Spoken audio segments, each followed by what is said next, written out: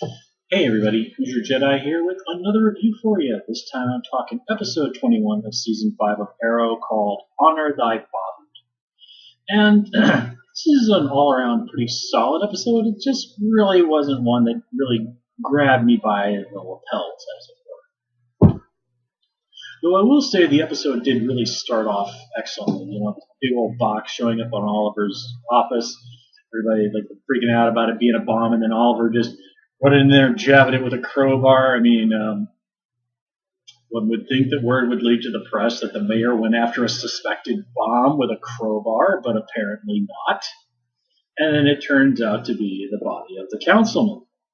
And this all leads into the whole thing of Oliver finding out, like, oh, gee, Dad totally did kill this guy, although it was kind of an accident.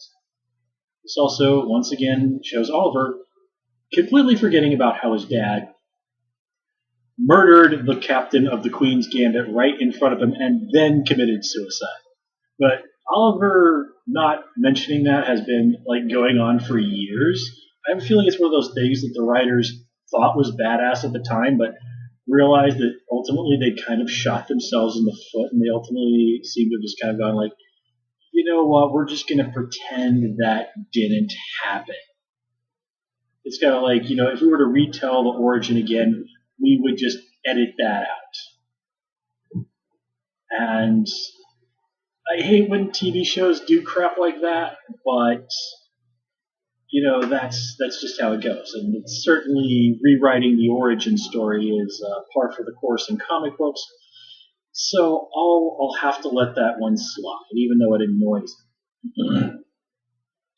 And I do like that Oliver goes out there and ultimately ends up admitting, it's like, yeah, looks like my dad really did kill a guy.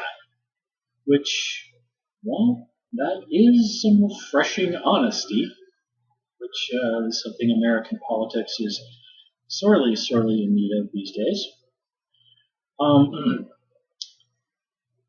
I also like how he doesn't really let Theo sort of wallow in the self-pity. It's like, oh, another example of our parents being horrible people. He's very quick to say, it's like, yeah, they were flawed people that did some bad stuff, but they were also not evil. Totally evil. They did good things too. Which is, true. Moira did a lot of bad stuff, but man, oh man, she loved her kids. Robert did some bad stuff, but he loved his kids. Malcolm, the one redeeming feature is that he does genuinely love Thea. Not that he isn't above manipulating her and mind controlling her to murder one of her friends. So, yeah.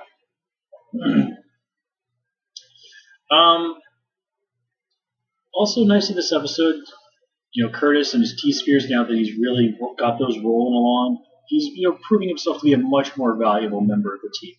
And I'm really liking seeing him going out there and, really bringing home the wins. I've been really wanting to see this from Curtis for a while now. I'm glad to see it finally happen. The subplot with Renee, I kind of wasn't so hot about, but here, this is another, the fathers are a theme in this episode. And here we see Renee basically making a sacrifice for his daughter, what he believes to be his daughter's good. She's better off with that foster family than with me. Given the life that he leads, violent vigilante, Renee does make a point. But, we only have two parents in this world. So, yeah. And, this is really driving a knife in Quentin's guts, because, he's a father of two daughters himself. And seeing somebody push them away like this, even if they believe it's for their own good, that's not a happy place. That's not somewhere Quentin really wants Renee to go. And very understandable. It's really understandably why he is so upset about this.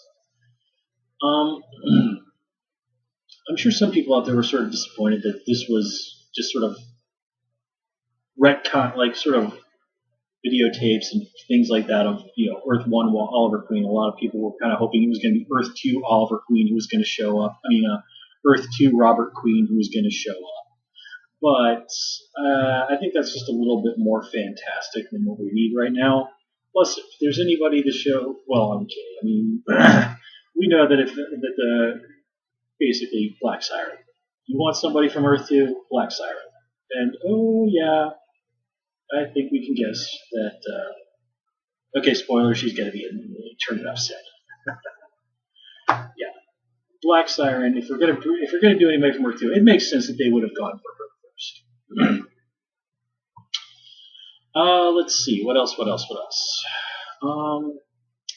Anything really particular to say about Samson this episode, other than it was kind of established that his power was he couldn't feel pain, not that bullets couldn't hurt him. Oh yeah, and points to Dinah. She really kicked a lot of ass this episode. I was really impressed with her. She did great this episode. Let's see, what else? Oh yeah, I also like what's going on with this episode where it all turns out to ultimately be part of Chase's plan. Like, he wanted Oliver to put him in Argus. The only real kicker here is, well, last time we saw Chase, he had found Oliver's son William, and here it's sort of like, well, what happened with that? Given the way that Chase is smirking in that cell there, I think that this is all just part of his plan. This is all part of his plan. And you kind of have to wonder, well, where's Talia? I mean, Chase even makes it a specific point to bring Talia up again. We had the same teacher. So you got to figure that she's probably out there somehow, and that, this isn't over. I mean, how crazy would it be if, he gave William to Talia? And, like, she's going to raise him to be part of, like, train him as an assassin. How much would that drive Oliver crazy? And that's something that she would totally do, too. And she's not exactly the kindest person to raise a kid. If you are familiar with the history of Damian Wayne, oh yeah. So, excuse me. Yeah, I think that kind of covers everything I had to say about this episode. So, with that said, guys, I'm going to call it here. Once again, as always, if you would like to, please comment, rate, and subscribe. Of course, you can join me on Twitter at Hoosier Jedi, and also join me on Tumblr at Jedi Reviewer. Till next time. Oh yes, Kovar turns up on the island at the end, hours before Oliver is about to be rescued. Did not expect that. I was kind of thinking that they might bring him back in the present day. But, nice twist. I was surprised by that. So yeah. Until next time, take care and have a good one.